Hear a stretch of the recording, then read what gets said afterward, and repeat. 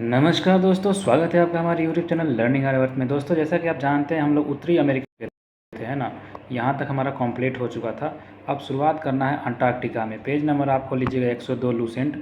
Antarctica से शुरुआत करना है। जैसा कि अंटार्कटिका में देखते हैं हम लोग, अंटार्कटिका महाद्वीप की खोज कैप्टन जेम्स क्लार्क रॉस, इन्होंने 1911 में किया था। किसने किया था अंटार्कटिक महाद्वीप की खोज? Captain James Clark Ross. ध्यान में रखिएगा, कैप्टन जेम्स क्लार्क रॉस, इन्होंने 1911 में किया था खोज, अंटार्कटिक की खोज, ठीक ना, महाद्वीप की खोज। यह दक्षिणी गोलार्ध में स्थित है, नीचे में है, जो हम लोग देखे थे उस पर बर्फ़ जमा रहता है ना। अंटार्कटिक जो महाद्वीप है विश्व का 5वां बड़ा महाद्वीप है, ध्यान रखिएगा। यह दक्षिणी गोलार्ध में स्थित है। यह वैज्ञानिकों को पृथ्वी के बारे में अधिक जानकारी देने के अनोखे अवसर प्रदान करता है। इसीलिए इसे विज्ञान के लिए समर्पित महाद्वीप भी कह देते हैं अंटार्कटिक को। हाँ, जो दक्षिणी ध्रुव है इस महाद्वीप के स्थित है ना। अंटार्कटिक की भूमि 3 महासागरों, हिंद महासागर, प्रशांत महासागर और अटलांटिक महासागर से घिरी हुई है। जो अंटार्कटिक की जो भूमि है ये 3 को महासागर से घिरी हुई है। पहला हिंद महासागर, प्रशांत महासागर और अटलांटिक महासागर, ठीक ना, ध्यान रखिएगा। इन महासागरों के दक्षिणी छोर को दक्षिणी महासागर या फिर अंटार्कटिक महासागर कहते हैं।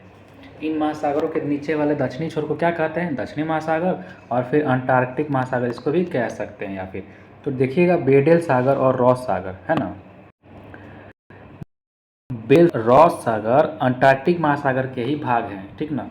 ये जो बेडल सागर और रॉस सागर किसका भाग है? अंटार्कटिक महासागर के ही भाग है। अंटार्कटिक महासागर को हम लोग दक्षिणी महासागर बोलते हैं।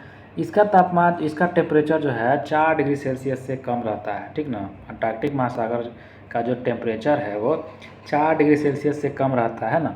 तो इस महाद्वीप की खोज को सर्वप्रथम प्रयास अंग्रेज नाविक थे जेम्स कुक ने किया था, ठीक ना। इस महाद्वीप की खोज सबसे पहले किसने प्रयास किया था? जेम्स कुक ने। लेकिन वह जो था इसकी मुख्य भूमि तक नहीं पहुंच पाया, ठीक ना। वह जो था इसके मुख्य भूमि तक पहुंच पाया? नहीं पहुंच पाया जेम्स कुकवा। इस महाद्वीप को मुख्य भूमि की खोज करने का श्रेय फेबियन वेलिंग्स सॉसेन को जाता है। किसे जाता है? फेबियन वेलिंग सॉसेन को जाता है, जिसने 1820 ईस्वी में बोस्टॉक नामक जहाज पर सवार होकर इसके मुख्य भूमि तक पहुंचा, ठीक ना। तो इस महाद्वीप की खोज, मुख्य भूमि की खोज करने का श्रेय किसको गया? मुख्य भूमि खोज करने की श्रेय जो था फेबियन वेलिंग सॉसेन को गया। कैसे गया? फेबियन वेलिंग सॉसेन को जाता है। और जिसने 1820 में क्या किया था? तो बोस्टॉक नामक जहाज पर सवार होकर वो ये मुख्य भूमि की खोज किया था। किस जहाज पर चढ़ के आया था? फेबिंगवा। ये जो फेबियनवा था कौन जहाज पर चढ़ के आया था? बोस्टॉक नामक जहाज पर चढ़ के आया था। कौन जहाज पर चढ़ के आया था? तो बोस्टॉक नामक जहाज पर चढ़ के आया था फेबियन। और महाद्वीप, अंटार्कटिक महाद्वीप का खोज करने के लिए मुख्य भूमि का ध्यान में रखिएगा। अंटार्कटिक का जो 98% भाग है, 98% भाग सदा बर्फ़ से ढका रहता है। पूर्णतः जो है हिम आच्छादित रहने के कारण इसे हम लोग श्वेत महाद्वीप की भी कह सकते हैं, क्योंकि इतना ही है कि 98% भाग बर्फ़ से जमा है, मात्र 2% इधर पानी देखने को मिल जाए। दक्षिणी ध्रुव पर पहुंचने वाले प्रथम व्यक्ति थे नॉर्वे के थे। कौन थे? तो निवासी एमंडसन थे। कौन थे? एमंडसन जो थे 1911 में पहुंच गए थे। तो ये भी याद रखिएगा, जो दक्षिणी ध्रुव है, दक्षिणी ध्रुव पर पहुंचने वाले प्रथम व्यक्ति कौन था? तो नॉर्वे निवासी था एमंडसन। कौन था नॉर्वे निवासी? एमंडसन था। नॉर्वे निवासी एमंडसन 1911 में पहुंचा था दक्षिणी ध्रुव पर। शीत ऋतु और ग्रीष्म ऋतु में महाद्वीप का अलग अलग आकार होने के कारण इसे गतिशील महाद्वीप भी कहा जाता है। क्या कहा जाता है? गतिशील महाद्वीप भी कहा जाता है, शीत ऋतु और ग्रीष्म ऋतु के महाद्वीप का अलग अलग आकार होने के कारण। क्वीन मोड, देखिएगा, क्वीन मोड पर्वत श्रेणी इस महाद्वीप को 2 बराबर भागों में बांटती है। यहाँ की सर्वोच्च चोटी है बीसन मासिफ। क्या है? यहाँ की सर्वोच्च चोटी है बीसन मासिफ, जो 51 से 40 मीटर है। कितना है? 51 से 40 मीटर है। तो वही देखिएगा ध्यान से कि जो क्वीन मोड पर्वत श्रेणी है, क्वीन मोड नाम है इसका, क्वीन मोड है ना, क्वीन मोड पर्वत श्रेणी इसी महाद्वीप को 2 बराबर भागों में काट देती है। क्या करती है? जो अंटार्कटिक महाद्वीप को 2 बराबर भागों में काटने वाली कौन सी पर्वत श्रेणी हो जाएगी? Queen mode. कौन सी हो जाएगी? Queen mode. यहाँ का सर्वोच्च चोटी जो होता है बीसन मासिफ होता है। क्या नाम है इसका? सबसे ऊंचा चोटी है बीसन मासिफ, जो कि क्वीन मोड पर्वत श्रेणी में पाया जाता है, जो कि 5140 मीटर ऊंचा है बीसन मासिफ। बीसन मासिफ जो है कितना ऊंचा है? बीसन मासिफ 5140 मीटर है। और ये किस महाद्वीप पर है? तो ये अंटार्कटिक महाद्वीप पर है ना। दक्षिणी महासागर महाद्वीप पे है। तो क्वीन मोड पर्वत श्रेणी इसको क्या करता है, इसको दो भाग में बांट देता है, ध्यान में रखिएगा। चलिए आगे देखते हैं। माउंट एरबुस। माउंट एरबुस जो है अंटार्कटिका का अकेला ऐसा सक्रिय ज्वालामुखी है। कैसा है, तो सबसे सक्रिय ज्वालामुखी है ये माउंट आरबुस। अंटार्कटिका पर अकेला सक्रिय ज्वालामुखी पाया जाता है। तो सबसे बताइएगा अंटार्कटिका पे पाया जाने वाला सक्रिय ज्वालामुखी का नाम क्या है। माउंट एरबुस नाम है। क्या नाम है, माउंट एरबुस नाम है। विश्व में सबसे कम तापमान अंटार्कटिका के बोस्टॉक में रिकॉर्ड किया गया था। -89.2 डिग्री सेल्सियस चला गया था। विश्व में सबसे कम तापमान अंटार्कटिक के बोस्टॉक में गया था। अंटार्कटिक के जो बोस्टॉक नामक जगह है वहाँ पर रिकॉर्ड किया गया, तो देखा गया कि -89.2 डिग्री सेल्सियस टेम्परेचर चला गया था। कितना, -89.2 डिग्री सेल्सियस। अंटार्कटिक में पोल ऑफ कोल्ड के विश्व का न्यूनतम वार्षिक तापमान मिलता है। अंटार्कटिक में क्या मिलता है, पोल ऑफ कोल्ड में विश्व का न्यूनतम वार्षिक तापमान मिलता है अंटार्कटिक में। ध्यान रखिएगा, अंटार्कटिक में जो है पोल ऑफ कोल्ड में विश्व का क्या मिलता है, तो न्यूनतम वार्षिक तापमान मिलता है। सबसे कम न्यूनतम वार्षिक मतलब कम से कम जो है टेम्परेचर जो होता है सालाना टेम्परेचर, वार्षिक टेम्परेचर सबसे कम कहाँ पर मिलता है, पोल ऑफ कोल्ड में। सूर्य के उत्तरायण के बाद, सूर्य को होता है उत्तरायण, तो उत्तरायण के बाद अंटार्कटिक में 6 महीने तक रात हो जाती है ना। जब सूर्य उत्तरायण चल जाता है ऊपर दिशा में कर्क रेखा के आसपास उत्तरायण में सूर्य, तो सूर्य के उत्तरायण के बाद अंटार्कटिक में 6 महीने तक क्या हो जाती है, रात हो जाती है। जबकि सूर्य के दक्षिणायन के बाद 6 महीने तक दिन रहता है। ध्यान रखिएगा, ऊपर जाएगा तो रात हो जाएगा नीचे, और नीचे चल जाएगा तो दिन रहेगा 6 महीने तक। तो ये हमारा ध्यान रखिएगा। लाइकेन और मॉस यहाँ पे क्या होता है, तो अंटार्कटिक की मुख्य वनस्पति है लाइकेन और मॉस। अंटार्कटिक की मुख्य वनस्पति क्या है, लाइकेन है और मॉस है। यहाँ की क्रील मछली जो होती है झुंड में रहती है। यहाँ की कौन सी मछली झुंड में रहती है, अंटार्कटिक की मछली कौन सी है, तो क्रील मछली। कौन सी मछली, क्रील मछली। तो क्रील मछली जो है, यहाँ की मछली जो है झुंड में रहती है, ध्यान में रखिएगा। ट्रांस अंटार्कटिका जो है, ट्रांस अंटार्कटिका पर्वत में कोयले और पूर्वी अंटार्कटिका के प्रिंस चार्ल्स पर्वत के निकट लोहे के महत्वपूर्ण मात्रा में निक्षेपों का पूर्वानुमान किया गया है। ट्रांस अंटार्कटिका, क्या बोला, ट्रांस अंटार्कटिका पर्वत में कोयले और पूर्वी अंटार्कटिका के प्रिंस चार्ल्स पर्वत के निकट लोहे के महत्वपूर्ण मात्रा में निक्षेपों का क्या हुआ है, पूर्वानुमान किया गया। क्या किया गया है, पूर्वानुमान किया गया है, ठीक ना। आगे देखते हैं अंटार्कटिका जो है, अंटार्कटिक भारत क्या है, अंटार्कटिक भारत। डॉक्टर गिरिराज सिरोही बुलंदशहर उत्तर प्रदेश में दक्षिणी ध्रुव पर पहुंचने वाले प्रथम भारतीय थे। ध्यान रखिएगा, अंटार्कटिक जो है भारत से क्या रिलेट कर रहा है, तो डॉक्टर गिरिराज सिरोही जो थे, डॉक्टर गिरिराज सिरोही बुलंदशहर उत्तर प्रदेश में, कहाँ पर, बुलंदशहर उत्तर प्रदेश में दक्षिणी ध्रुव पर पहुंचने वाले प्रथम भारतीय थे। दक्षिणी ध्रुव पहुंचने वाले प्रथम भारतीय कौन थे, डॉक्टर गिरिराज सिरोही, ठीक ना। ये उत्तर प्रदेश बुलंदशहर के रहने वाले थे। भारत ने अपना अंटार्कटिक अभियान जो था 1981 से 82 ईस्वी में क्या किया था, तो प्रारंभ किया था। क्या किया था, प्रारंभ किया था। भारत ने अपना अंटार्कटिक अभियान जो था 1981 से 82 में क्या किया था, प्रारंभ किया था। भारत का पहला अंटार्कटिक अभियान जो था दल डॉक्टर सईद जहूर कासिम, किसने, डॉक्टर सईद जहूर कासिम के नेतृत्व में 9 जनवरी 1982 को क्या हुआ, शुरू हुआ।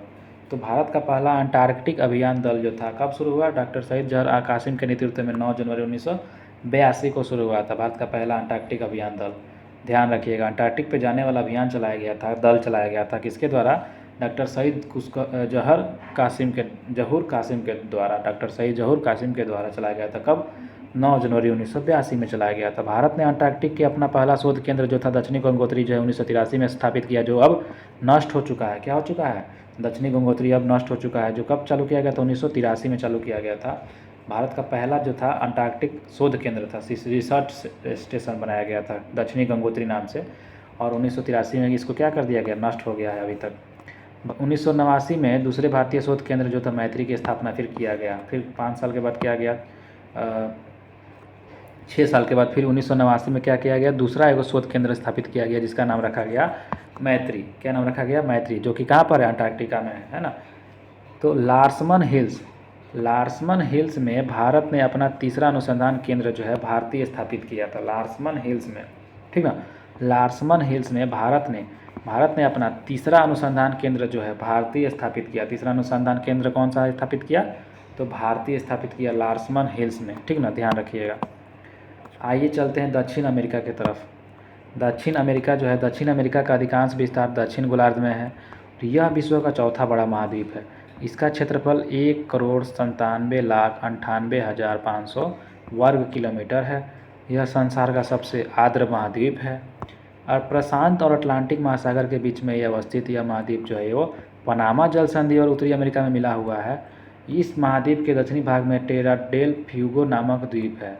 इस महाद्वीप के दक्षिणी भाग में कौन सा नामक द्वीप है? तो टेराडोल फ्यूगो नामक द्वीप है। टेराडोल फ्यूगो नामक द्वीप है, ध्यान रखिएगा, जो कि मुख्य भूमि से मैगलन जल संधि के द्वारा अलग होता है।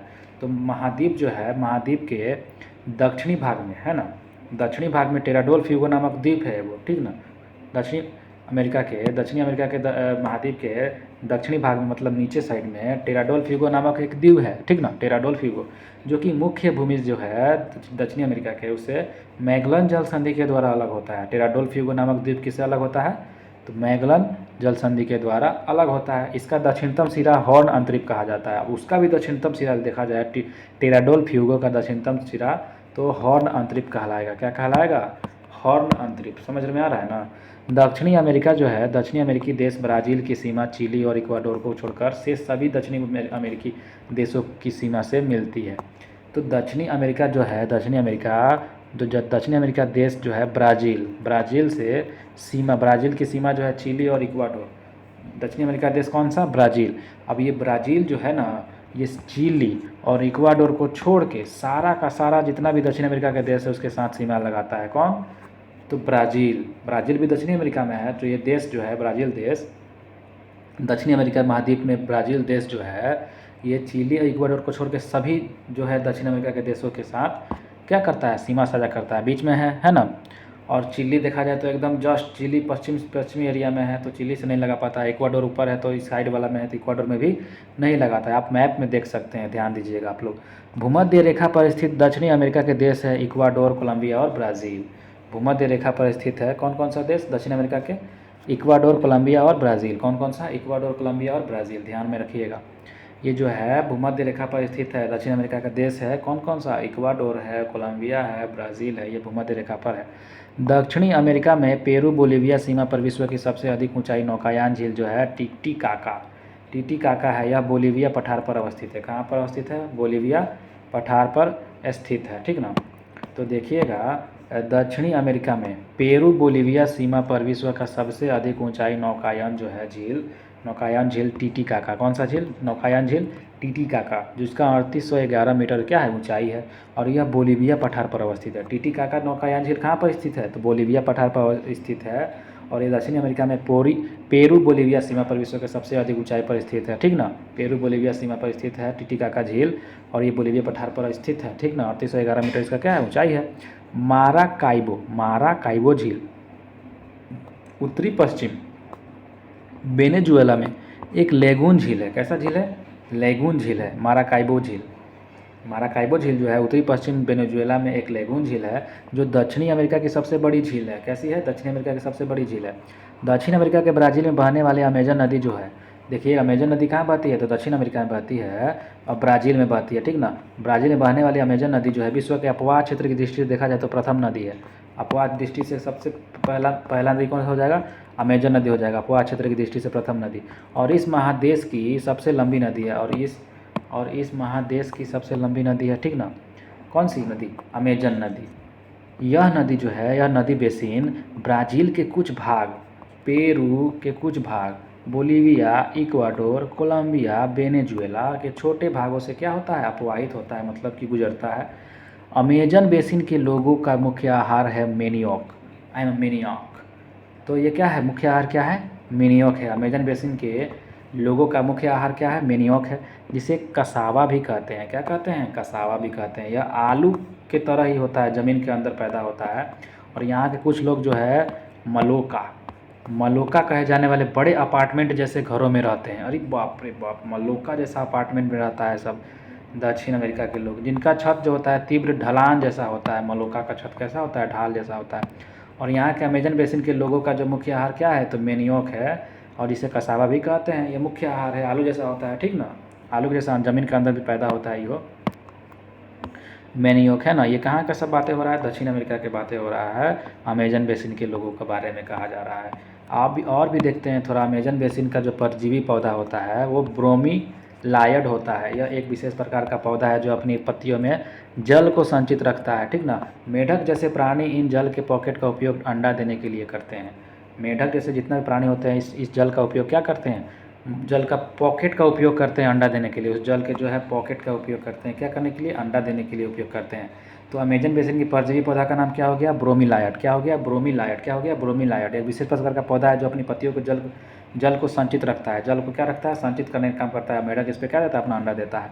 मांस खाने वाला पिरानिया मछली जो होता है अमेजन नदी में पाई जाती है। पिरानिया है ना, पिरानिया मछली जो होता है वो मांस खाने वाला मछली होता है। आप लोग सुने होंगे, बिना हम लोग मूवी में भी देखे होंगे पिरानिया मछली के बारे में, जो है मांसाहारी होता है। पिरानिया मछली जो होता है मांस खाने वाला मछली, पिरानिया मछली अमेजन नदी में ही पाई जाती है, ठीक ना। अमेजन नदी में पाई जाती है मांस खाने वाली पिरानिया मछली। आगे देखते हैं, टूकन एवं गुंजन जो है अमेजन बेसिन में पाए जाने वाले पक्षी है। टूकन पक्षी का नाम सुना होगा आप लोगों ने, गुंजन पक्षी का नाम सुना होगा। ये जो है टूकन और गुंजन पक्षी ये अमेजन बेसिन में ही पाए जाते हैं, ठीक ना। टूकन और गुंजन पक्षी कहाँ पाए जाते हैं, अमेजन बेसिन में पाए जाते हैं। ब्राज़ील में अमेजन नदी पर बबीना बांध बनाया गया है। कौन सा बांध बनाया गया है ब्राज़ील में, तो ब्राज़ील में अमेजन नदी पर बबीना बांध बनाया गया है। और इसके जलाशय में अमेजन द्रोणी के 2360 वर्ग किलोमीटर क्षेत्र में डूब गए तथा वायमीर अतरोरी जनजाति के 1/3 लोगों का विस्थापन का दुख झेलना पड़ा है, ठीक ना। तो ब्राज़ील में अमेजन नदी पर बबीना बांध जो बनाया गया है, इसके जलाशय के अमेजन द्रोणी के 63 से 60 वर्ग किलोमीटर क्षेत्र में क्या हुआ है, तो वन डूब गया है, ठीक ना। तथा वायमीर अतरोरी जनजाति के जितने भी 1/3 लोगों का विस्थापन क्या हो गया है, दुख झेलना पड़ा है, ठीक ना। वेनेजुएला में कैरो नदी है। वेनेजुएला में कौन सा नदी है, वेनेजुएला में जो है एक नदी है कैरो नदी, वेनेजुएला में ओरिनिको नदी की सहायता करता है।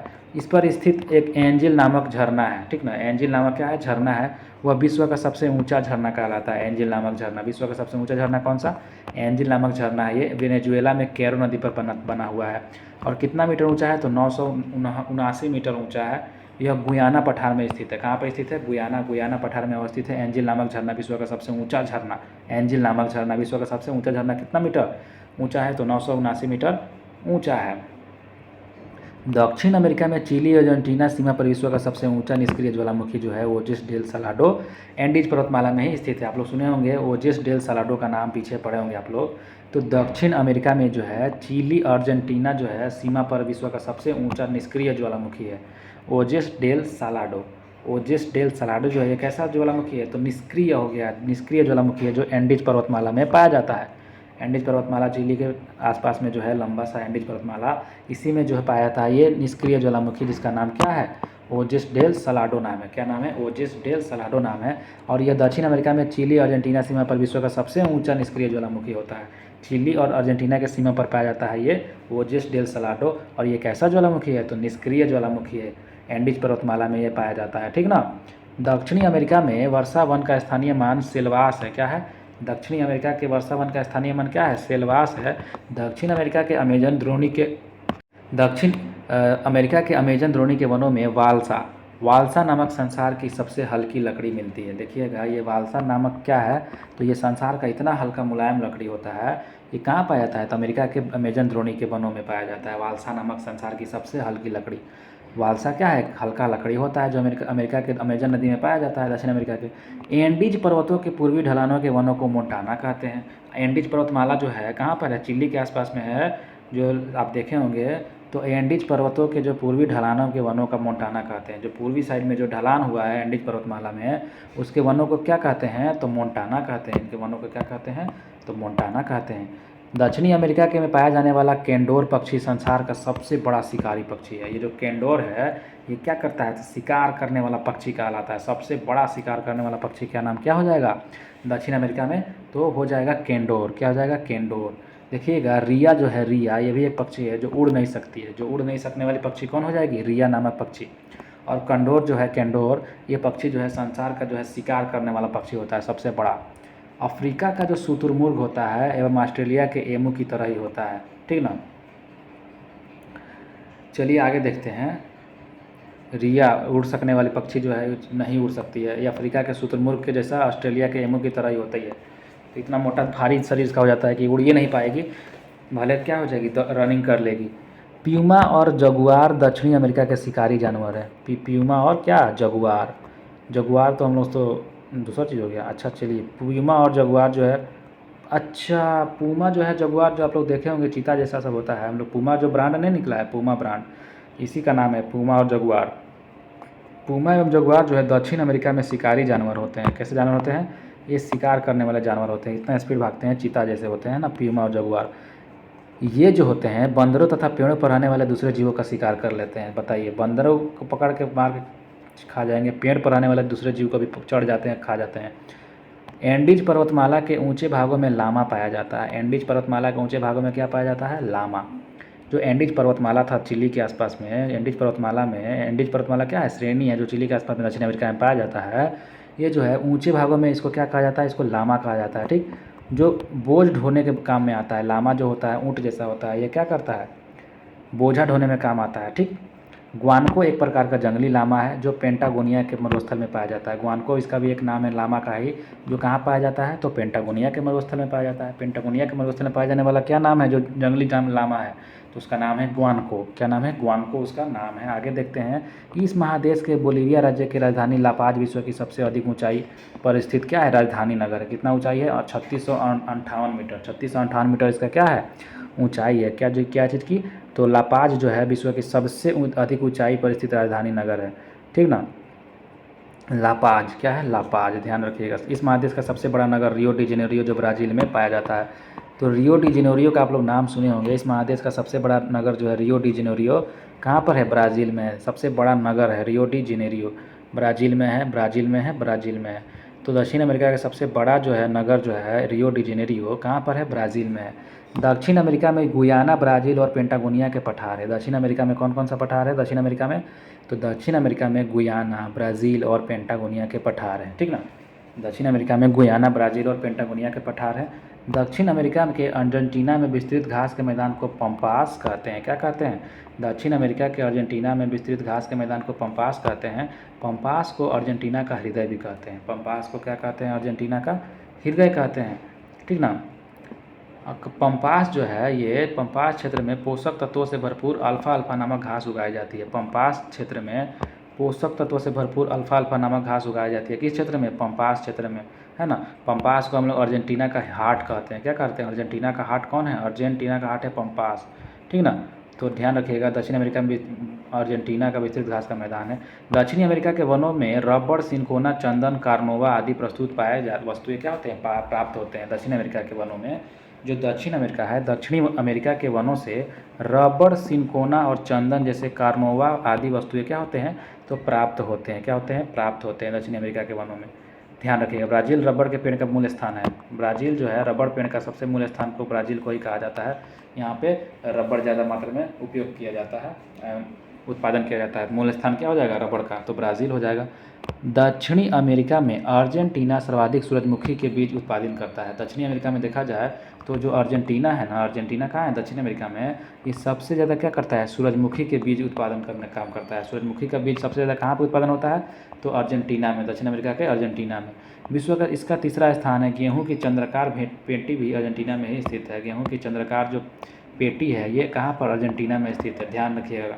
दक्षिणी अमेरिका में ब्राज़ील सर्वाधिक कोको उत्पादक देश है। दक्षिणी अमेरिका में, नीचे वाले दक्षिणी अमेरिका में जो है ब्राज़ील जो है सबसे अधिक क्या करता है? कोको का उत्पादन देश है। कोको का उत्पादन देश कौन सा हो जाएगा? ब्राज़ील हो जाएगा, ध्यान रखिएगा। दक्षिणी अमेरिका का ब्राज़ील जो है विश्व का सबसे अधिक कॉफ़ी उत्पादन करने वाला भी देश कहलाता है। कोको कहिए, कॉफ़ी कहिए, है ना, ये सबसे ज़्यादा ब्राज़ील ही करता है उत्पादन। ब्राज़ील का कहवा के बागों को हम लोग फजेंडा कहते हैं। क्या कहते हैं? फजेंडा कहते हैं। अगर जो ब्राज़ील का जो कहवा का मतलब कॉफ़ी का जो खेत होता है, बागान होता है, उसको हम लोग फजेंडा कहते हैं। क्या कहते हैं? फजेंडा कहते हैं। क्या कहते हैं? फजेंडा कहते हैं। दक्षिणी अमेरिका में ब्राज़ील सबसे अधिक सोयाबीन उत्पादक देश है।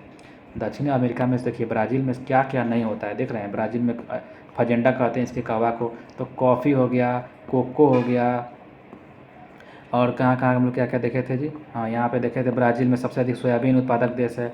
विश्व का इसका प्रथम स्थान है सोयाबीन उत्पादन में, है ना। तो दक्षिणी अमेरिका में ब्राज़ील जो है सबसे ज़्यादा सोयाबीन उत्पादन करता है और विश्व में इसका प्रथम स्थान है। तो ध्यान रखिएगा, आप सोयाबीन आता है तो अमेरिका के, तो अमेरिका के कौन से अमेरिका, तो दक्षिणी अमेरिका, दक्षिण अमेरिका के कौन से देश थे, तो ब्राज़ील देश से। ध्यान रखिएगा, सोयाबीन उत्पादन सबसे ज़्यादा कहाँ पर, ब्राज़ील में, सबसे ज़्यादा कहाँ पर, ब्राज़ील में, है ना। चिली का जो चूकी कमाता तांबा खान दक्षिणी अमेरिका के एंडीज पर्वत 3000 मीटर की ऊंचाई पर स्थित है। चिली में है एंडीज पर्वतमाला, और इसी में जो है चूकी कमाता है, क्या है, तांबा का खान है। चूकी कमाता क्या है, तांबा का एक खान है, और ये 3000 मीटर की ऊंचाई पर है। इस विश्व की तांबा राजधानी भी कहा जाता है। पूरा विश्व का तांबा की राजधानी अगर कहा जाए तो यही चूकी कमाता को कहा जाएगा। चूकी कमाता कहाँ पर है, चिली में है, और ये दक्षिण अमेरिका की क्या है, एंडीज पर्वतमाला पर स्थित है 3000 मीटर की ऊंचाई पर। दक्षिणी अमेरिका में ब्राज़ील जो है सबसे ज़्यादा मैंगनीज का उत्पादन करता है। देखिए ब्राज़ील में एक और ख़ास बात आ गया, मैंगनीज का उत्पादन करने वाला ब्राज़ील है ना। और हम लोग देखे थे सोयाबीन का, देखे थे कॉफ़ी का, देखे थे, और क्या देखे थे, कोको का देखे थे। इतना सारा ब्राज़ील में हम लोग देख चुके हैं। ब्राज़ील की जो है अमापा खान संसार में मैंगनीज का सबसे बड़ा उत्पादन है। कौन सा खान, अमापा खान। तो देखिएगा जो है अमापा खान ये ब्राज़ील में है, और ये संसार का सबसे बड़ा मैंगनीज का खान है। क्या है, सबसे बड़ा मैंगनीज का खान है अमापा खान, ठीक ना, अमापा खान। और चूंकि कमाता क्या था, तो तांबा का खान था। ये कहाँ पे था, तो चिली का रहने वाला, चिली में था, जो कि एंडीज पर्वत पर था। 3000 मीटर ऊंचा विश्व की तांबा की राजधानी कहा जाता है इसको हम लोग। तो तांबा की राजधानी हमारा कौन सा हो जाएगा, चूंकि कमाता हो जाएगा, है ना। और अमापा खान क्या है, तो ये मैंगनीज का सबसे बड़ा क्या है, खान है। अमापा खान कहाँ पर है, ब्राज़ील में है, ठीक ना। और ये कहाँ पे था, चिली में था। ये सब ध्यान रखिएगा।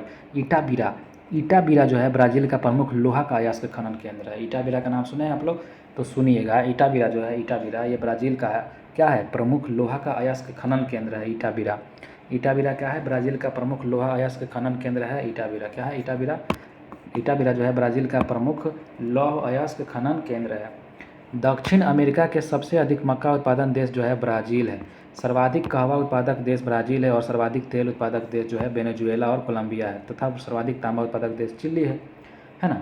तो अगर देखा जाए तो दक्षिण अमेरिका के सबसे ज़्यादा मक्का उत्पादक देश कौन सा हो जाएगा, तो ब्राज़ील हो जाएगा। देखिए मक्का का भी उत्पादन करता है ब्राज़ील। देखिए ब्राज़ील कितना कुछ उत्पादन करता है, मक्का का भी उत्पादन कर रहा है, कोको को देखे थे, कॉफ़ी को देखे थे हम लोग, मैंगनीज का खान भी देखे थे, मक्का भी देखे थे। तो दक्षिण अमेरिका के सबसे ज़्यादा मक्का उत्पादन करने वाला देश ब्राज़ील है। सर्वाधिक कहवा उत्पादन देश ब्राज़ील ही है। सर्वाधिक तेल उत्पादक देश वेनेजुएला का कोलंबिया है। सर्वाधिक तांबा उत्पादन देश चिली है। तांबा कहाँ पे, चिली में, ठीक ना। एंडीज पर्वत दक्षिण अमेरिका के पश्चिमी छोर पर स्थित है, और इसकी सबसे ऊंची चोटी एकांकगुआ है। कितना, 6960 मीटर। ध्यान रखिएगा, एकांकगुआ कहाँ पर है, दक्षिण अमेरिका के जो है एंडीज पर्वतमाला में है, और इसका जो ऊंचाई है 6960 मीटर है। एंडीज विश्व का सबसे लंबा पर्वतमाला है, ठीक ना। और ये लगभग 7200 किलोमीटर लंबा है। कितना है, 7200 किलोमीटर लंबा है, ठीक ना। यह दक्षिणी अमेरिका के 7 देशों से फैला हुआ है, अर्जेंटीना, चिली। देखिए इतना लंबा है कि दक्षिण अमेरिका के 7 को देश में घुमा हुआ है। बोलीविया, पेरू, इक्वाडोर, कोलंबिया और वेनेजुएला। चिली में इसका विस्तार सबसे ज़्यादा है, ठीक ना। लंबा है चिली, ऐसे पतला सा गया हुआ है, ऐसा ही भी किया गया हुआ है पतला सा, इसीलिए जो है सबसे ज़्यादा चिली में इसका क्या है, विस्तार है। एंडीज के उत्तर पश्चिम में, उत्तर माने ऊपर, पश्चिम मतलब पीछे, तो उत्तर पश्चिम में अटाकामा मरुस्थल है, ठीक ना। ये दक्षिण अमेरिका के मध्यवर्ती भाग में है। तो एंडीज के उत्तर पश्चिम में कौन सा मरुस्थल, अटाकामा मरुस्थल है, जो कि दक्षिण अमेरिका के मध्यवर्ती भाग में देखने को मिलता है। उत्तरी चिली में स्थित है अरिका। अरिका जो क्या है, ये विश्व का शुष्कतम स्थान है। सबसे शुष्क स्थान कौन सा हो जाएगा विश्व का, तो अरिका हो जाएगा, जो कि चिली में ही पाया जाता है। चिली में मतलब आप समझिए कि चिली में पाया जाता है सबसे ज़्यादा शुष्क स्थान विश्व का। कौन सा है, अरिका है। क्या है, अरिका है, ध्यान रखिएगा। चलिए देखते हैं दोस्तों, अर्जेंटीना के विशाल पशु यहाँ है ग्वांको। एक्टांसिया जो होता है अर्जेंटीना के विशाल पशु फार्म जो होते हैं एक्टांसिया कहते हैं, और यहाँ के पशुपालक जो होते हैं, पशुपालक जो पालने वाले होते हैं उसको ग्वांको कहते हैं। तो पशुपालक ग्वांको को कहते हैं, और फार्मा को बोलते हैं एक्टासिया। बड़ी खतरनाक वर्ड है ये सब। इसी सब ना क्वेश्चन में आता है, तो समझ में आता है कहाँ पढ़े हैं, कहीं पढ़वे नहीं किए हैं। ग्वांको का नाम ही नहीं सुने हैं, अंटासिया को ही नाम ही नहीं सुने हैं जी, एक्टासिया क्या होता है। तो ये फार्म है, ग्वांको क्या है, पशुपालक है। कहाँ का, अर्जेंटीना का। देखिएगा अटाकामा मरुस्थल में नाइट्रेट के भंडार है, नाइट्रेट का भंडार है कहाँ पर, अटाकामा मरुस्थल में, जहाँ पर वर्षा का ना होना वरदान हो सिद्ध हुआ है। वहाँ पे वर्षा का ना होना वरदान सिद्ध हो गया है, ठीक ना। विश्व में कहवा का पात्र जो है ब्राज़ील को कहा जाता है। कॉफ़ी कहवा हम लोग देखे थे पीछे। और विश्व में कहवा की जो मंडी है, मंडी वो साओ पाउलो है। क्या है, साओ पाउलो। तो नाम कभी सुने हैं आप लोग, साओ पाउलो, ऐसा नाम है साओ पाउलो कि मंडी जो है ये क्या है, कॉफ़ी का मंडी है साओ पाउलो। और जो है ब्राज़ील जो है क्या है, विश्व का कहवा का एक पात्र है। पात्र मतलब कटोरा, जिसमें क्या किया जाता है, तो ब्राज़ील क्या करता है, कहवा की खेती करता है। दक्षिण अमेरिका का कहवा जो है निर्यात करने वाला प्रमुख क्या है, सेंटास पतन है। क्या है, सेंटास पतन है। दक्षिण अमेरिका का कहवा निर्यात करने वाला प्रमुख सेंटास क्या है, पतन है। मैंने स्पेशल है, कहवा निर्यात करने में सबसे ज़्यादा प्रमुख है दक्षिण अमेरिका का ब्राज़ील, है ना, सेंटास। अर्जेंटीना का प्रमुख कपास उत्पादन क्षेत्र चेको का मैदान है। क्या है, चेको का मैदान है। चेको का मैदान क्या है, तो अर्जेंटीना का प्रमुख कपास उत्पादक क्षेत्र है। अर्जेंटीना का क्या है, प्रमुख कपास उत्पादक क्षेत्र है चेको का मैदान। दक्षिण अमेरिका का सर्वाधिक मछली पकड़ने वाला देश पेरू है। दक्षिण अमेरिका में देखा जाए तो सबसे अधिक मछली पकड़ने वाला देश क्या हो जाएगा, पेरू हो जाएगा। क्या हो जाएगा, पेरू हो जाएगा, है ना। दक्षिण अमेरिका में सबसे ज़्यादा मछली पकड़ने वाला देश कौन सा देश है, पेरू है ना। एशिया में कौन सा देश है, एशिया में चाइना है। विश्व का सबसे बड़ा मांस निर्यातन करने वाला देश अर्जेंटीना है, पंपास वाला अर्जेंटीना विश्व का सबसे बड़ा मांस निर्यात करता है। दक्षिण अमेरिका का वह स्थान जहाँ जाड़ों में भी वर्षा होती है। दक्षिण अमेरिका का सबसे कौन सा स्थान जहाँ जाड़ा के मौसम में वर्षा होती है, तो मध्य चिली है। कौन सा चिली है, चिली है। चिली जहाँ पे तांबा उगाता है, तांबा का उत्पादन सबसे ज़्यादा होता है विदेश दुनिया में, तो वही विदेश का जो है मध्य चिली जो है ये जहाँ पे क्या है, तो जाड़ा के मौसम में भी वर्षा होता है। दक्षिण अमेरिका का उष्ण मरुस्थल पेंटागोनिया हो जाएगा। पेंटागोनिया का मरुस्थल आप लोग सुने होंगे, तो ये दक्षिण अमेरिका का क्या है, उष्ण मरुस्थल है, मतलब बहुत ज़्यादा गर्म मरुस्थल है पेंटागोनिया का मरुस्थल। ब्राज़ील का जो सांटोस बंदरगाह है ये कॉफ़ी बंदरगाह है। कैसा बंदरगाह है, सांटोस बंदरगाह, तो ये कॉफ़ी बंदरगाह है। कैसा बंदरगाह है, सांटोस बंदरगाह, तो कॉफ़ी बंदरगाह है। यहाँ पे सेंटास लिखा हुआ है, तो कहवा निर्यात करने वाला प्रमुख सेंटास या फिर सांटोस, वही हम लोग को लगा। जो ब्राज़ील का सांटोस है बंदरगाह, कॉफ़ी बंदरगाह है, तो सेंटास जो है ये पतन करता है ब्राज़ील का ही दक्षिण अमेरिका का कहवा निर्यातक कौन सा, तो सांटोस बंदरगाह से सेंटास का करता है, पतन करता है। मतलब कि बंदरगाह है जो कॉफ़ी बंदरगाह करता है ब्राज़ील, है ना। तो सेंटोस सेंटास ये सब याद रखना है, कहाँ पे है, ब्राज़ील का है, कॉफ़ी के लिए फेमस है, ठीक ना। दक्षिण अमेरिका का सबसे अधिक नगर वाला देश कौन सा हो जाएगा, उरुग्वे हो जाएगा। दक्षिण अमेरिका में सर्वाधिक नगरीकृत देश कौन सा हो जाएगा, उरुग्वे हो जाएगा, उरुग्वे हो जाएगा, उरुग्वे हो जाएगा। बोलीविया जो है, बोलीविया दक्षिण अमेरिका का सबसे बड़ा स्थल रुद्ध देश है। कैसा देश है, बोलीविया, तो दक्षिण अमेरिका का सबसे बड़का स्थल वाला देश है। सबसे बड़का स्थल वाला देश कौन हो जाएगा, बोलीविया हो जाएगा। बोलेगा ज़्यादा, इतना बड़ा स्थल देश है। दक्षिण अमेरिका का सबसे बड़ा स्थल रुद्ध क्या हो जाएगा देश, बोलीविया हो जाएगा। क्या हो जाएगा, बोलीविया हो जाएगा, स्थल रुद्ध देश है ना, सबसे बड़ा। स्थल रुद्ध मतलब ये चारों तरफ से स्थल से घिरा हुआ है, इसमें कहीं भी पानी का मतलब कि समुद्र का लगाव नहीं है, है ना। ये दक्षिण अमेरिका का सबसे बड़ा स्थल रुद्ध देश हो जाएगा बोलीविया। क्या हो जाएगा, बोलीविया। इक्वाडोर का जो है गैलापेगोस, इक्वाडोर का कौन सा पेगोस, तो गैलापेगोस, ये जो द्वीप है वो ओलिवर रिडले टर्टल का प्राकृतिक प्रजनन स्थल है। एगो टर्टल होता है कछुआ, ओलिवर रिडले, क्या नाम है उसका, ओलिवर रिडले। ये जो टर्टल का जो है प्राकृतिक प्रजनन स्थल है, यहाँ पे आके क्या करता है, सब प्रजनन करता है। तो इक्वाडोर का कौन सा जगह है, गैलापेगोस द्वीप, एगो द्वीप है इक्वाडोर का, गैलापेगोस द्वीप। वहाँ पे जो है रिडले टर्टल आके क्या करता है, प्रजनन करता है, ठीक ना। दक्षिण अमेरिका के पश्चिमी तटवर्ती पर, पश्चिमी मतलब वही चिली वाला प्रदेश, क्षेत्रों में समुद्री पक्षियों से प्राप्त जो खाद है, खाद को गुआनो कहते हैं। समुद्री पक्षी से खाद जो निकलता है पश्चिमी तटवर्ती क्षेत्र में, उसको कहते हैं गुआनो, जो फास्फोरस का समृद्ध स्रोत है। बताइए, उसके जो खाद से क्या निकलता है, फास्फोरस निकलता है, बताइए, गुआनो कहते हैं, जिसको क्या कहते हैं, गुआनो, क्या कहते हैं उस खाद को, गुआनो कहते हैं। चलिए, यहाँ तक तो हम लोग देख लिए दक्षिण अमेरिका में बहुत कुछ खास बात देखे। अब थोड़ा ऑस्ट्रेलिया जो है इसके बारे में भी देख लेते हैं, क्या क्या खास बात है ऑस्ट्रेलिया में। तो देखिएगा, यह सबसे छोटा महाद्वीप है जो दक्षिणी गोलार्ध में स्थित है, ठीक है। यह जो है सबसे छोटा महाद्वीप होता है, यह दक्षिणी गोलार्ध में नीचे में स्थित है ना, हम लोग के हिंद महासागर के कोना में आप लोग देखे होंगे। मकर वृत्त इसके मध्य से होकर गुजरता है। कौन सा वृत्त, मकर रेखा। इसे द्वीपीय महाद्वीप भी कह देते हैं। न्यूजीलैंड एवं ऑस्ट्रेलिया जो है इसकी खोज ओबेल तस्मान एवं 1646 ईस्वी ने की थी। 1642 एवं 1644 ने किया था। न्यूजीलैंड और ऑस्ट्रेलिया की खोज किसने किया था? ओबेल तस्मान ने न्यूजीलैंड और ऑस्ट्रेलिया की जो खोज किया था 1642 में और 1644 में किया था। देखिएगा कैप्टन कुक, अगर 1768 में देखा जाए तो इंग्लैंड से वो कैप्टन कुक प्रथम बार ऑस्ट्रेलिया गया था एवं 1779 ईस्वी तक उसने 3 बार ऑस्ट्रेलिया की यात्रा किया था। तो खोज करने वाले थे न्यूजीलैंड और ऑस्ट्रेलिया के कौन? नोबेल तस्मान 1642 और 1644 में। लेकिन 1768 में जो थे इंग्लैंड से जो सबसे पहले कौन आए थे? तो कैप्टन कुक आए थे इंग्लैंड से ऑस्ट्रेलिया, ठीक ना, कैप्टन कुक पहली बार। और 1779 तक उसने 3 बार ऑस्ट्रेलिया की यात्रा किया था। इसे भी ऑस्ट्रेलिया का खोजकर्ता के रूप में जाना जाता है। तो इंग्लैंड से खोज करने वाला था कैप्टन कुक, मतलब इंग्लैंड से जो डायरेक्ट गया था ऑस्ट्रेलिया। ऐसे नॉर्मल देखा जाए तो सबसे पहले कौन आया था? तो वही ओबल तस्मान 1642 में 1644 में, ठीक ना।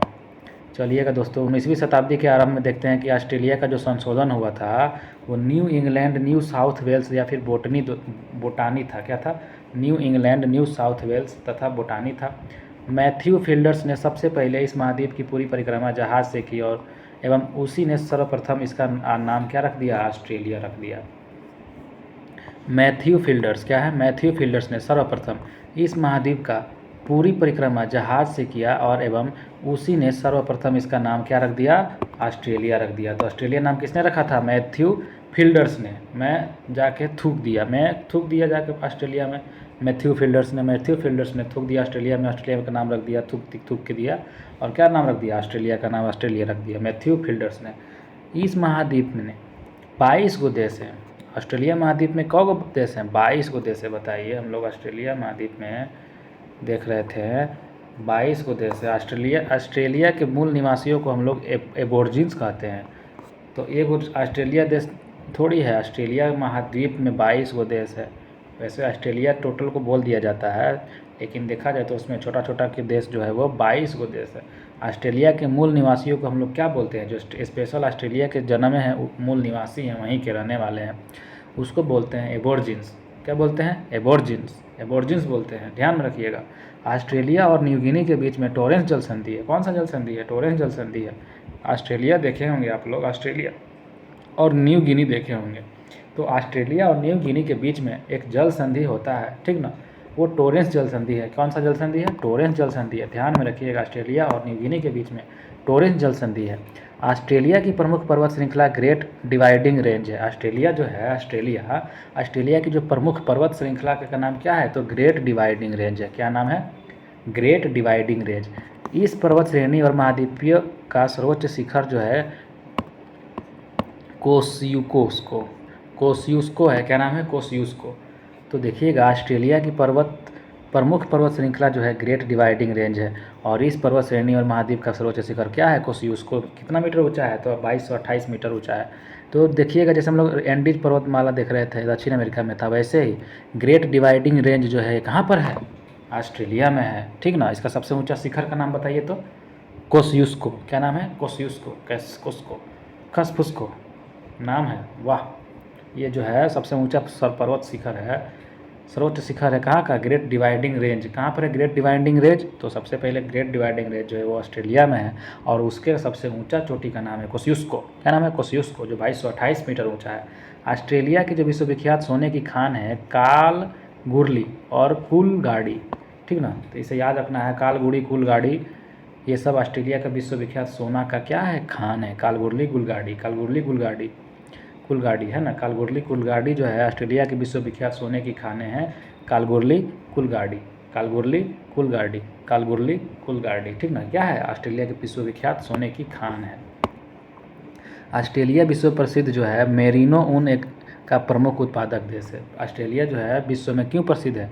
तो मेरिनो एक ऊन होता है। क्या ऐसा ऊन होता है? मेरिनो एक ऊन होता है जो बहुत प्रमुख उत्पादन करता है देश ऑस्ट्रेलिया, इसीलिए विश्व में प्रसिद्ध है मेरिनो ऊन, ठीक ना। मेरिनो ऊन जो है ऑस्ट्रेलिया क्या करता है? प्रमुख उत्पादक देश है ऑस्ट्रेलिया, विश्व प्रसिद्ध उत्पादन करने में मेरिनो ऊन का क्या है? स्पेशल है। यह विश्व में सबसे अधिक ऊन निर्यातक देश भी है। दूसरा स्थान ऊन निर्यातक दक्षिण अफ्रीका है। दक्षिण अफ्रीका आता है दूसरा स्थान पर। दक्षिण अफ्रीका किस में आता है? दूसरा स्थान पर आता है। पहले आता है ऑस्ट्रेलिया जो है कि विश्व प्रसिद्ध में कौन सा ऊन देता है? तो मेरिनो ऊन देता है। ऑस्ट्रेलिया में भेड़ पालन केंद्रों पर काम करने वाले मजदूरों को जेकारू कहते हैं। क्या कहते हैं? जेकारू।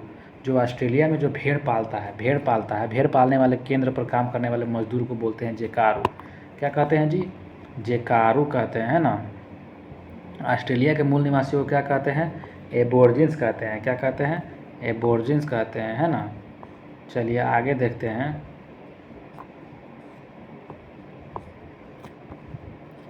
क्या कह रहा है? हाँ, ऑस्ट्रेलिया का सबसे लंबा रेल मार्ग ऑस्ट्रेलियाई ट्रांस कॉन्टिनेंटल रेल मार्ग है, जो पर्थ से सिडनी के मध्य में चलता है, ठीक ना। ऑस्ट्रेलिया का सबसे लंबा रेल मार्ग का नाम क्या है? तो ऑस्ट्रेलियाई ट्रांस कॉन्टिनेंटल रेल मार्ग जो है ऑस्ट्रेलिया का सबसे लंबा रेल मार्ग है, ऑस्ट्रेलियाई ट्रांस कॉन्टिनेंटल रेल मार्ग, जो पर्थ से सिडनी के मध्य में स्थित है। कहाँ से कहाँ तक? पर्थ से सिडनी के मध्य में स्थित है, जो पर्थ से सिडनी के मध्य में स्थित है। ऑस्ट्रेलिया का सबसे लंबा रेल मार्ग का नाम क्या हो जाएगा? तो ऑस्ट्रेलियाई ट्रांस कॉन्टिनेंटल रेल मार्ग। आगे देखिएगा, मर्ले डार्लिंग की घाटी ऑस्ट्रेलिया का सबसे प्रमुख कृषि क्षेत्र है। कौन सा क्षेत्र है? मर्ले डार्लिंग की घाटी। जो मर्रे डार्लिंग की घाटी जो है ऑस्ट्रेलिया का सबसे प्रमुख कृषि वाला क्षेत्र होता है, मर्रे डार्लिंग।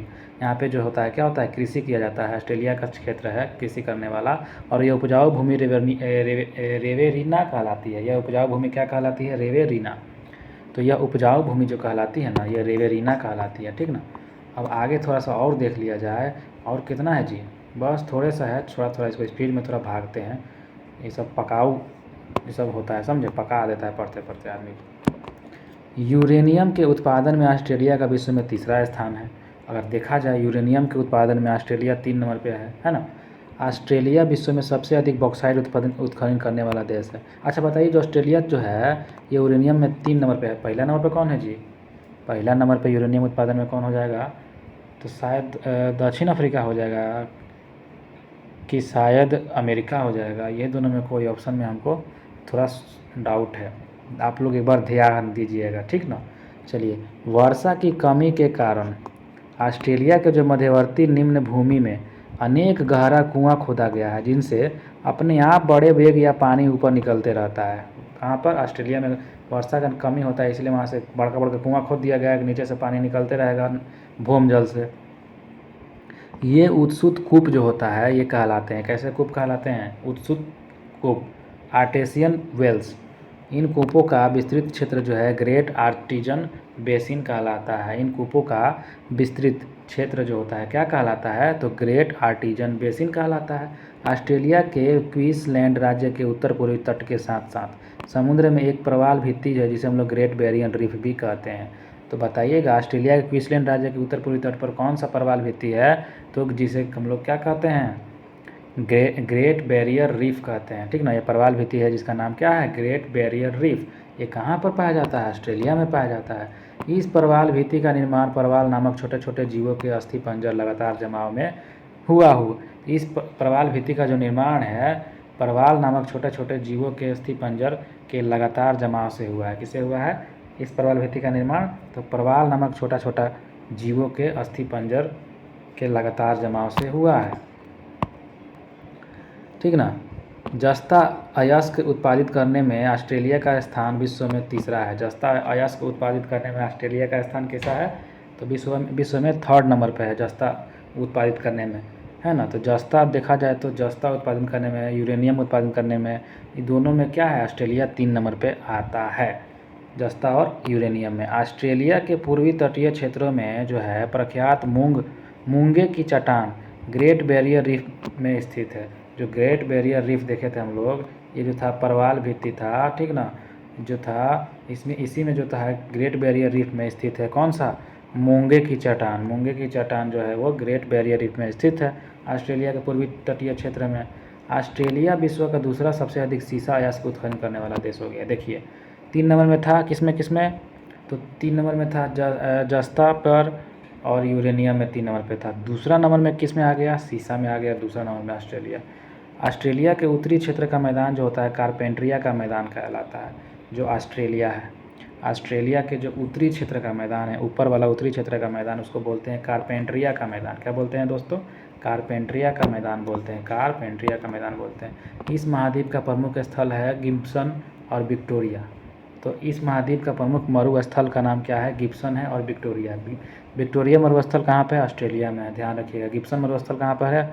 ऑस्ट्रेलिया में है। तो गिब्सन हो गया, विक्टोरिया मरुस्थल ये हमारा ऑस्ट्रेलिया में देखने को मिलता है। ऑस्ट्रेलिया के प्रमुख गेहूँ उत्पादक प्रदेश है, गेहूँ उत्पादन करने वाला प्रदेश का नाम है न्यू साउथ वेल्स एवं विक्टोरिया। ये जो है ऑस्ट्रेलिया के प्रमुख ज़्यादा गेहूँ उत्पादन करने वाले प्रदेश हैं, कौन सा? तो न्यू साउथ वेल्स एवं विक्टोरिया, न्यू साउथ वेल्स एवं विक्टोरिया। चलिए आगे देखते हैं दोस्तों। ऑस्ट्रेलिया महाद्वीप को the land of golden fleece, land of kangaroo, प्यासी भूमि का देश कहा जाता है। प्यासी भूमि का देश कहा जाता है। कंगारू वाला तो याद ही रहेगा, ऑस्ट्रेलिया में कंगारू ये है तो लैंड ऑफ कंगारू तो याद हो जाएगा। लेकिन प्यासी भूमि का देश किसे कहते हैं? तो ऑस्ट्रेलिया महाद्वीप को कहते हैं। The land of golden fleece किसको बोलते हैं? तो कंगारू ऑस्ट्रेलिया महाद्वीप को ही बोलते हैं। ऑस्ट्रेलिया के दक्षिण पूर्व में स्थित न्यूजीलैंड को दक्षिण का ब्रिटेन कहा जाता है।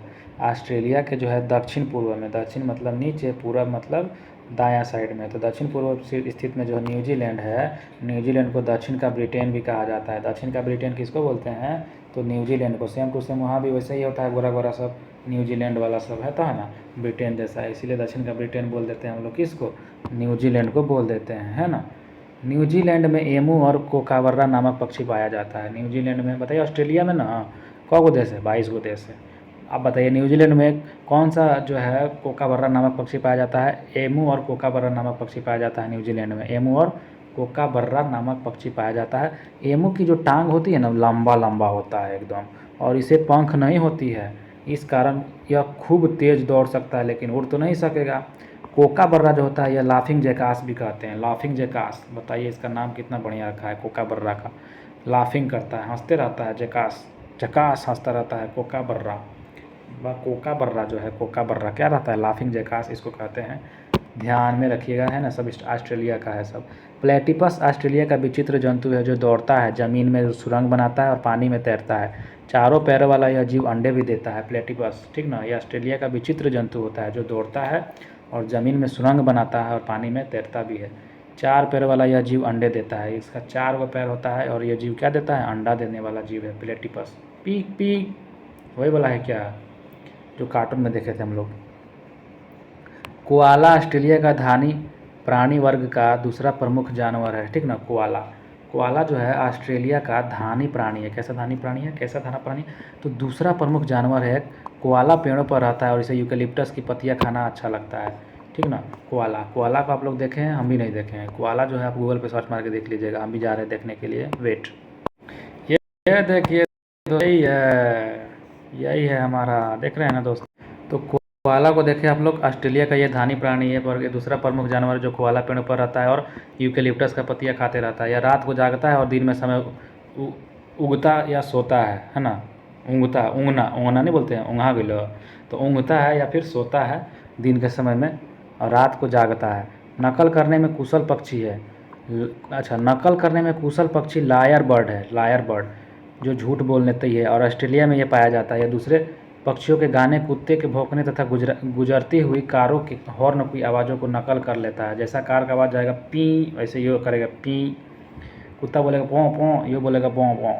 तो ये नकल करने वाला बर्ड किसको बोलते हैं? लायर बर्ड को बोलते हैं। कहाँ पाया जाता है? ऑस्ट्रेलिया में। न्यूजीलैंड के दाना प्रमुख द्वीप कुक जल संधि, क्या लिखा हुआ है जी? न्यूजीलैंड के दोनों प्रमुख द्वीप कुक जल संधि द्वारा एक दूसरे से अलग हुआ है। कुक जल संधि के द्वारा क्या हुआ है? न्यूजीलैंड के दोनों प्रमुख द्वीप जो है वो कुक जल संधि के द्वारा एक दूसरे से क्या हो गया? अलग हो गया है। न्यूजीलैंड की जो सर्वोच्च चोटी है माउंट कुक, ऊंचाई कितनी है? 3724 मीटर। यहाँ के मूल निवासियों का माओरी कुक शिखर को ओरंगो कहते हैं। कीवी न्यूजीलैंड का राष्ट्रीय पक्षी है। न्यूजीलैंड का राष्ट्रीय पक्षी कौन सा हो जाएगा? कीवी हो जाएगा। न्यूजीलैंड का राष्ट्रीय पक्षी क्या नाम क्या है? कीवी है। क्या है? कीवी है।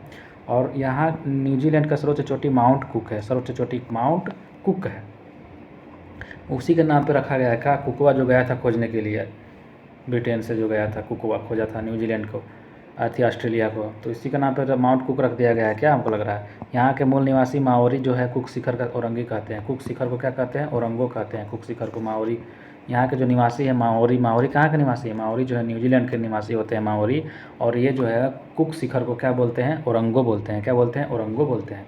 और कीवी जो है न्यूजीलैंड का राष्ट्रीय पक्षी है। न्यूजीलैंड का राष्ट्रीय पक्षी का नाम बताइए तो क्या नाम है? कीवी नाम है। क्या नाम है? कीवी नाम है। यहाँ पे थोड़ा ध्यान दीजिएगा, विभिन्न महाद्वीपों में विशिष्ट मतलब स्पेशल क्या है, तो अफ्रीका में देखिए सबसे बड़ा देश है अल्जीरिया। अफ्रीका का सबसे बड़ा देश अल्जीरिया, और सबसे छोटा देश मेओटा। सबसे छोटा देश अफ्रीका का मेओटा।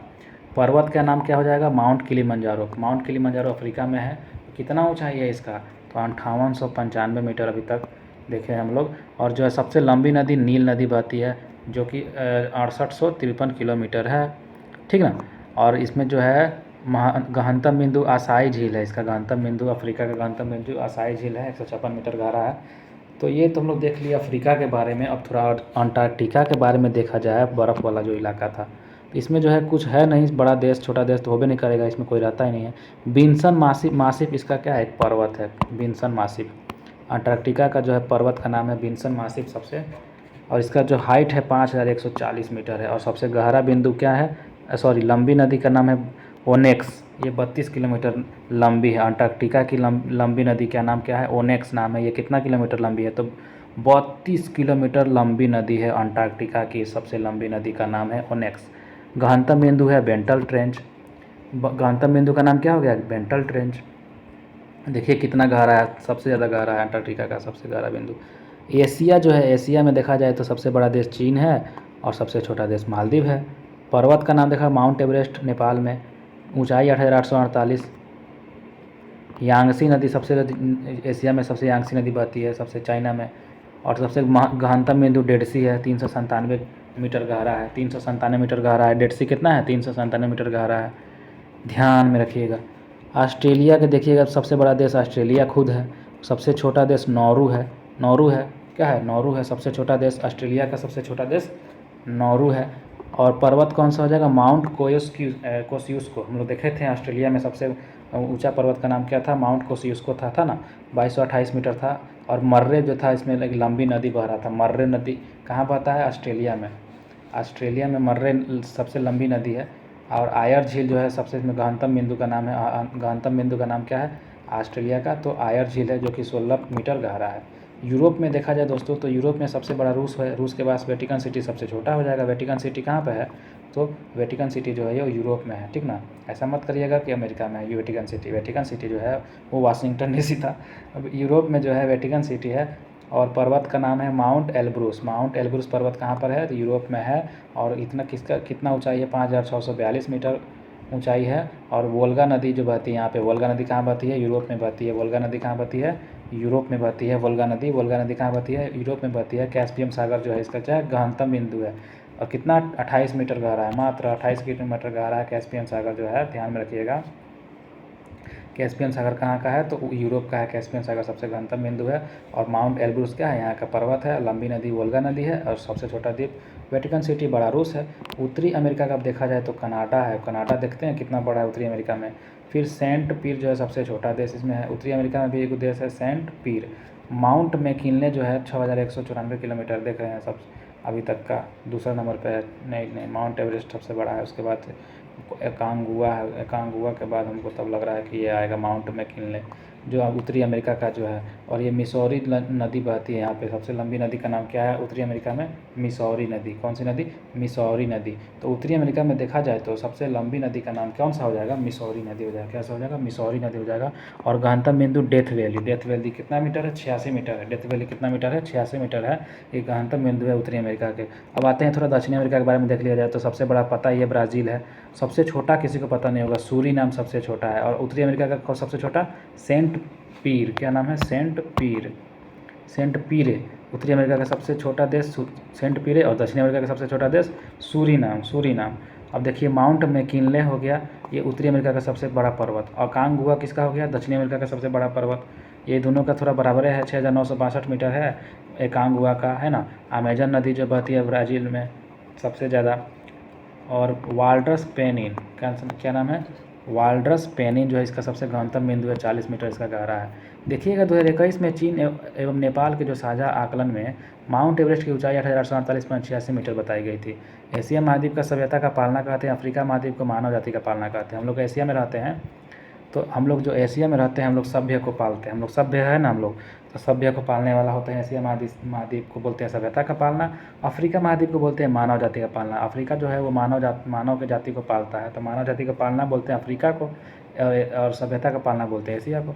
दक्षिण अमेरिका को सांपों का महाद्वीप और पक्षियों का महाद्वीप भी कहा जाता है। दक्षिण अमेरिका को ब्राज़ील में ही ज़्यादा सांप देखने को मिलता है, मोटा मोटा एनाकोंडा सब जो है अमेजन नदी में, तो अमेजन जो बेसिन है। तो दक्षिण अमेरिका को सांपों का महाद्वीप और पक्षियों का महाद्वीप भी कहा जाता है, ध्यान में रखिएगा दोस्तों। चलिए अब आप यहाँ से शुरुआत होता है जीव विज्ञान, जो कि नेक्स्ट हम एपिसोड में देखेंगे अगले वीडियो में। तो बने रहिए मेरे साथ। थैंक यू यहाँ तक आने के लिए। मिलते हैं नेक्स्ट पार्ट में। टाटा बाय बाय।